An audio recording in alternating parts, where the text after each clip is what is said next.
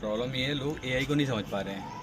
मैं यहाँ पे एआई को एक्सप्लेन करूँगा, आपको अच्छे से डीप बताऊँगा अपनी बिल्कुल लोकल लैंग्वेज में। एआई एआई एक युग है, युग, एज। अगर एज है तो इसको एज के अकॉर्डिंग ही समझना पड़ेगा।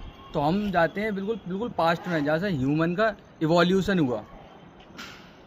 ह्यूमन का इवोल्यूशन हुआ, ह्यूमन ने सबसे पहले डिस्कवर करा स्टोन, पत्थर।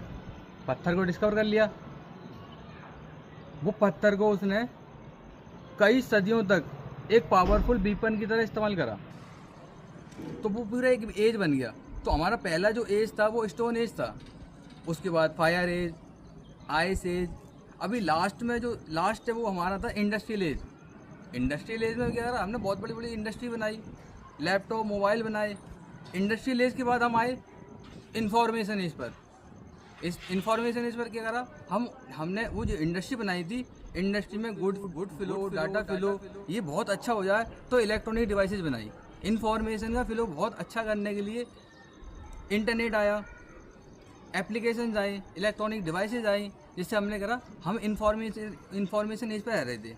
हमने बहुत सारा डाटा को इकट्ठा कर लिया था। अब हमें शिफ्ट होना था एआई, आर्टिफिशियल इंटेलिजेंस एज में।